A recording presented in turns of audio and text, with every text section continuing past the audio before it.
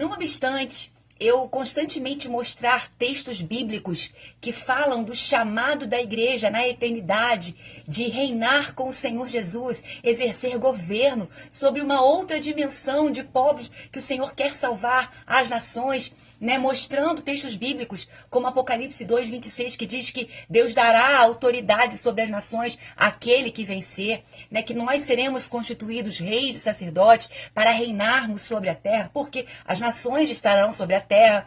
Mesmo assim, alguns irmãos dizem que esse ensino é novo, que nunca foi ensinado, que é uma heresia. Então eu gostaria de voltar no tempo da história da fé cristã, num tempo em que o bispo Irineu de Leão via que começava a querer entrar no meio da igreja novas doutrinas, novas interpretações. E para preservar a tradição uníssona até então da igreja primitiva e guardar a tradição oral dos apóstolos, ele escreveu o livro Contra as Heresias. E vamos ver o que ele fala acerca do reino sobre as nações.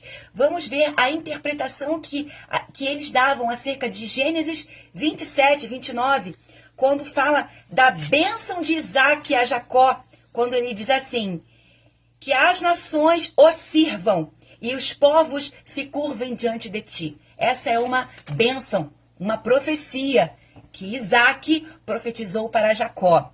Vamos só atentar que Jacó depois teve seu nome mudado para Israel, né? E nós somos o Israel de Deus, né?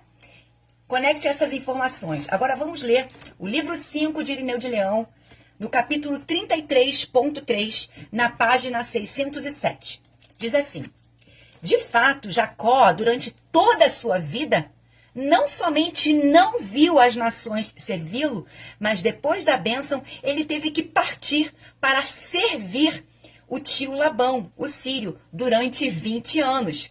E não somente não se tornou o senhor do irmão, mas foi ele, Jacó, que se prostrou diante de Esaú, quando da Mesopotâmia voltou para o pai e lhe ofereceu muitos presentes. E como recebeu aqui a herança da abundância do trigo e do vinho, ele que, por causa da carestia que assolou a terra onde vivia, teve que emigrar para o Egito e submeter-se ao faraó, que então faraó reinava no Egito? Ora, a bênção de que se falava, sem dúvida, se refere aos tempos do reino, em que reinarão os justos, depois de ter ressuscitado dentre os mortos, quando a criação, libertada e renovada, produzirá abundantemente toda a espécie de alimentos, pelo orvalho do céu e a fertilidade da terra.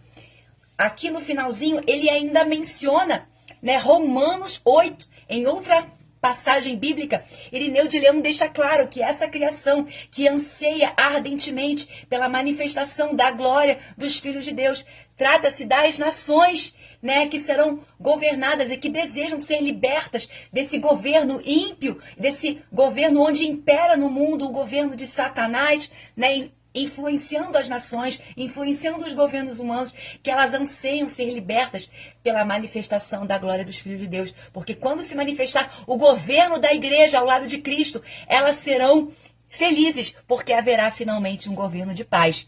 Então aqui mostra, né, que isso era pregado. Mas agora, se antes o trabalho era para evitar que essa pregação saísse do meio da igreja, hoje a luta é o inverso, né?